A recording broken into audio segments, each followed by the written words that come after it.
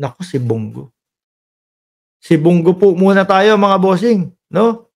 Eto, basahin lang nating mabilisan, ano, tapos magkomento tayo ng mangilan-ngilan ho, mga kababayan. Kasi si Bongo wala daw siyang kinalaman doon sa Barayuga Slay, mga bossing.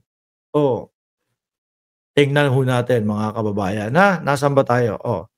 Diyan sa Quadcom mga bossing, Ma'am Susan Torres, salamat po sa inyong super sticker. Pero, sa mga nagpapadala po ng super sticker, mga bossing, naa-appreciate ko po 'yan. Ano, appreciated po talaga, sobra. Maraming salamat. Pero miski hindi na po, okey lang po. Masaya na po ako na nandito kayo.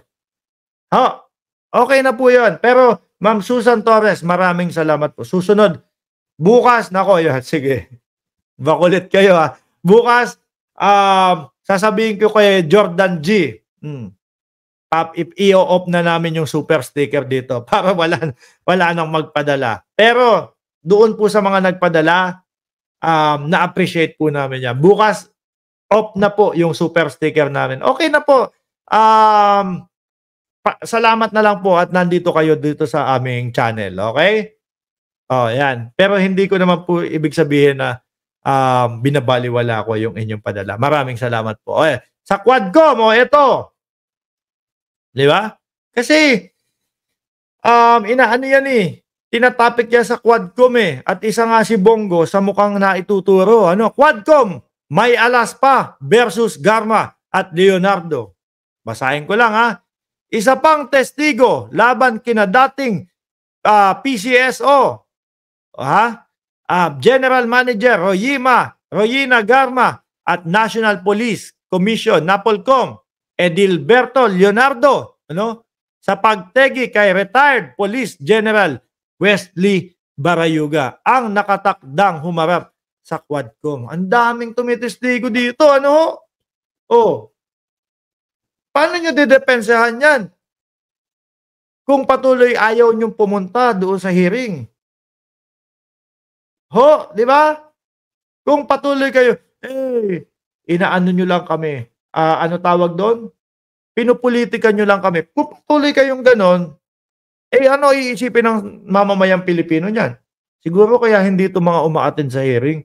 Hindi nila kayang ipagtanggol yung sarili. Ano, di ba, Ma'am Mitch TV? Oo. Kaysa magpadala po kayo, no, ng inyong mga super sticker, i-like nyo na lang po yun. O, i-like nyo na lang yung video natin.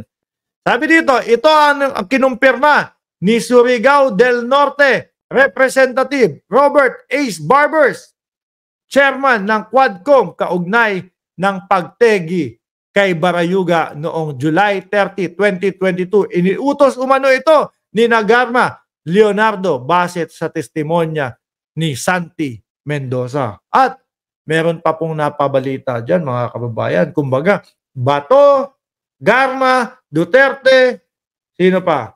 At si Bongo, meron pang mga meeting-meeting na ano, may pa-meeting-meeting pang naganap daw po, mga kababayan. Ano naman sabi ni Bongo dyan? Bongo. Di ko alam ang detalye sa Barayuga Slay. O, ayan. Ano daw sabi ni Senador Bongo?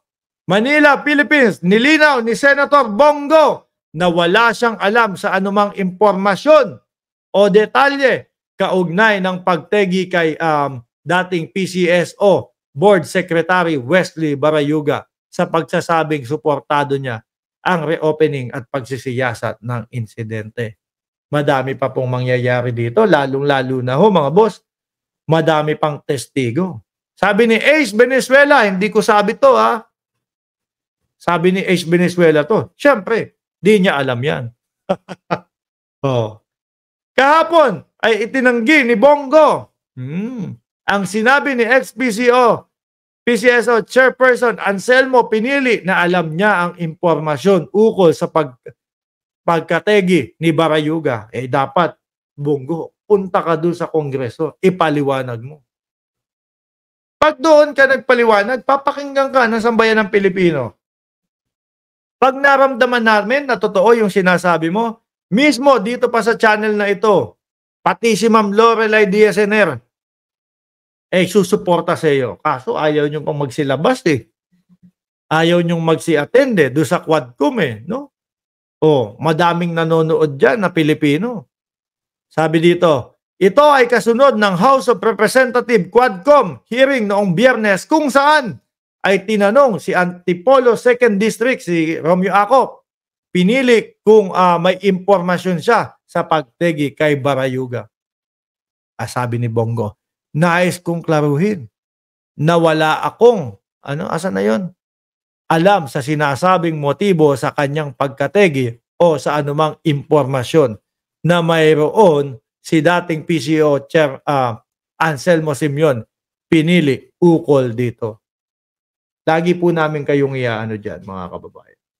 Lagi ho namin kayong i-update tungkol ho dito. Kasi bubuksan ho ulit yung kaso na yan, eh. Ito pa, dahilan ni Bongo. Senador na ako nung panahon na iyon, nakatutok tayo sa pandemya bilang chair ng Senate Committee on Health. Porkit ba nakatutok ka dyan, hindi ka na pwedeng gumawa ng ibang bagay? Tumutulong ako sa Duterte administration noon sa pagtugon sa mga suliranin ng bansa. Ngunit kapag may inilalapit na sa aking mga issue or report, palagi kong inire-refer sa mas kinauukulang opisina. Sabi ni Kawamura Dayanara, Madam, takot kasi kaya ayaw umattend sa Quadcom. Yun talaga iisipin, mga bossing, ng mamamayang Pilipino. No? Sabi nga mga nagtatago to sa palda ng vice-presidente. Sure ba tayo ng Pinoy yang si Bongo? Pinoy na Pinoy po, Tagalog yung pangalan, Bongo. Di ba? Pinoy na Pinoy po yan, mga kababayan. Anyway, iwanan na natin yan si Bongo. Dumako tayo. Sino na to? Nako. Iiyak tong si Roque. Roque, eto. Ha? Ang sabi mo, boss, hihingi ka ng tulong sa Korte Suprema. No? Ngayon, ibinasura ng Korte Suprema yung hinihiling mo. Paano yan? Ibig ba sabihin ito, susuko ka na? Susundin mo, no? Yung patawag sa iyo ng Kongreso?